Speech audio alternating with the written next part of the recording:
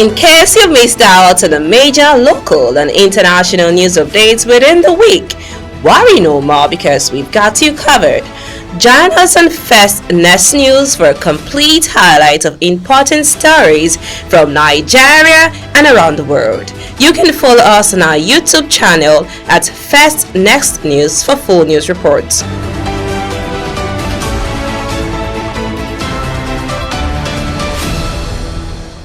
Hello viewers, I welcome you again to another exciting edition of the newspaper review segment on FirstNext News of Port Harcourt. My name is Zach Jimmy and I have here Kings Ojalo.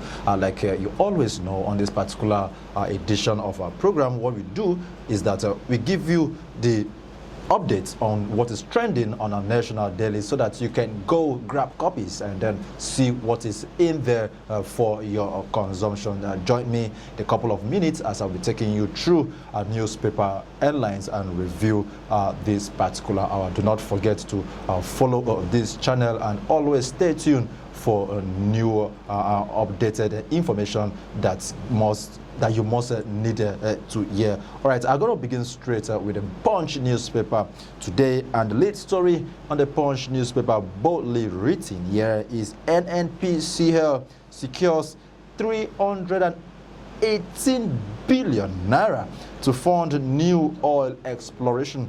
NNPCL secures a whopping 318 billion naira to fund the new oil exploration. And a follow-up story to that particular development says that the FAAC, which is the allocation committee, subcommittee probes spending for frontier exploration. Budget office wants Nigeria 60% of oil income. And also on that story, Nigeria oil firm pays zero dividend to Federation account despite 1.6 trillion profit.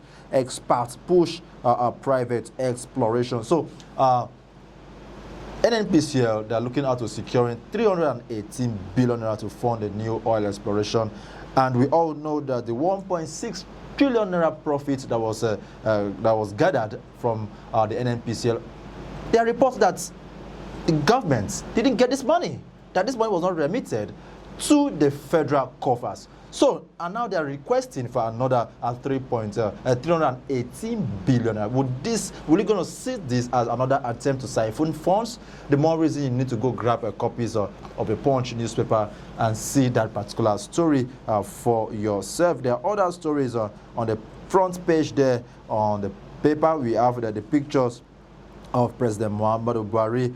You can also cite the governor of Rivers State, and of course other personnel, others political chieftain right there in the front page there. And also on the story there we have the UNGA, which is the United General Assembly that's currently ongoing in New York, United States Assembly, where we have leaders of various countries and states in attendance. And then President Tinubu, in his comments there, of course, is being represented by Vice President Kashim Shettima, and his comment there is that Tinubu aligns with calls for Palestinian state, so he's totally in support for the Palestinian and state. So on that particular picture I told you about, it's about President Tinubu, who is receiving the Ogoni report, and on the news, it is also clear that the president honored the slain leaders that was slain during the Bayabacha in the fight of the Ogoni, or the old Ogoni saga.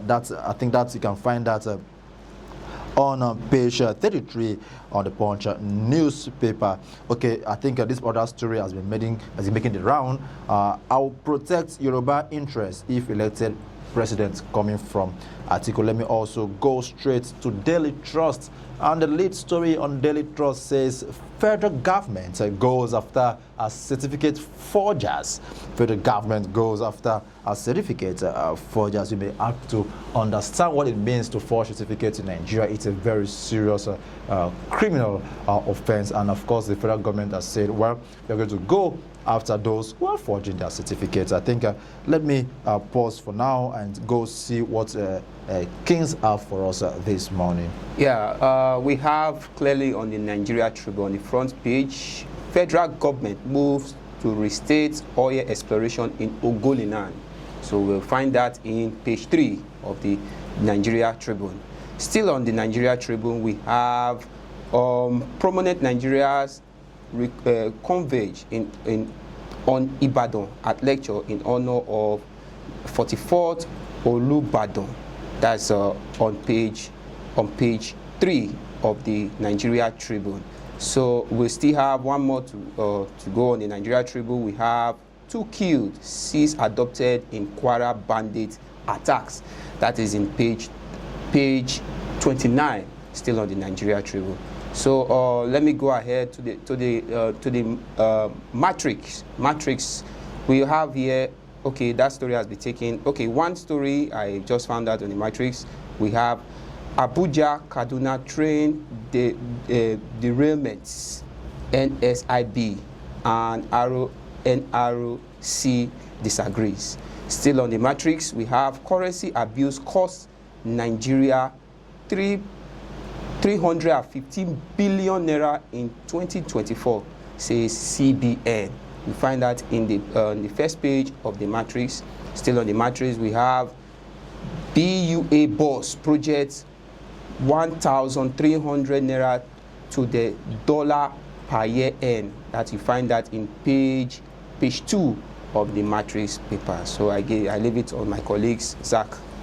Okay, I think let's go straightly to this day newspaper this morning, and that story also coming from the United General Assembly, the 80th United General Assembly, where Mr. President renews demand for Nigeria's permanent seat on the United Nations Security Council. Do not forget, during the 79th United General Assembly, Mr. President pushed for this permanent seat of Nigeria in the United Security Council, and he has reiterated this the ongoing 80th United General Assembly. The President is right there, represented by Vice President Kashim Shettima. Of course, let us hope that this particular request will meet will meet a positive response. But be that as it may, we understand that the country is going too much time as far as security is concerned. And also on this day newspaper, the story says, another story here on the front page says, NUPRC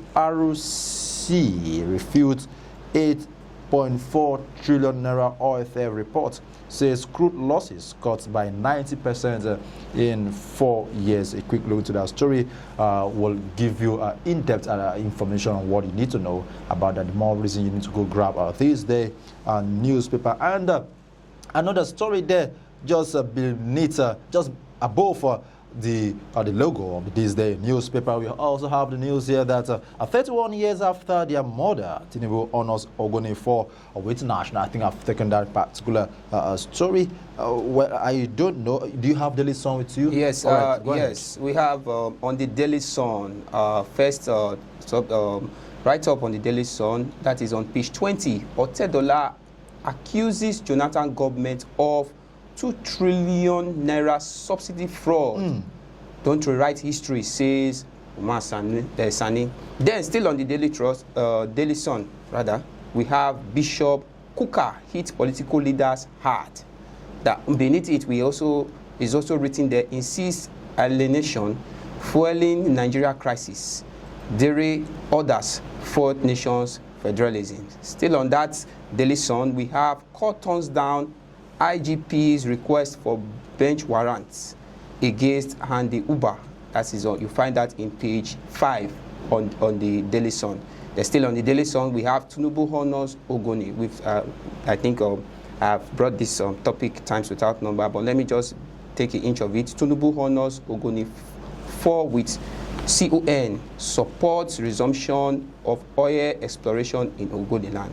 Then the last one before I go, we have federal government official term for Nigeria at 65. I think the coming independence ceremony. Where are we taking Tribune? Yeah, Tribune. I think the Tribune. Okay, let me take the Tribune if not taking that. All right, I think the Tribune is going to be our last paper on this episode of a newspaper review and segment on FirstNext News. And the Tribune, Nigerian Tribune, says federal government to restart oil exploration in Ogoni. So the Ogoni land has been so much in the conversation this morning on the newspaper review. And And when we begin to ask the question, this Ogoni cleanup, you are aware of the Ogoni cleanup? Of course.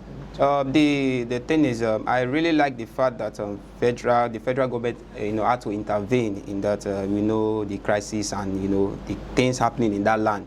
So I think the particular oil sector or refinery rather should be something that should be, should be kept properly, should be taken care of properly, rather than be minimized and put in a disorder form. You understand? So I think the government intervening is a good thing, but the fact and the fact here is that if peradventure the resources in that land will be used to develop the system of Ogoni land, because I think peradventure most of us have been to Ogoni land, and in most cases, we see the undevelopment state of that land. But unfortunately, you understand, I think now that the government has taken hold of the resources in that land, let it be used to equip the development of Ogoni land, so to say. All right, thank you very much, Sir Kings, for your input on that. We all understand the issue of the Ogoni land cleanup has been a long-standing issue right from the time of Abacha. Of course, recently, even during the era of Jonathan, the era of Yeredua, even the entire era of Buhari, because this conversation has become open.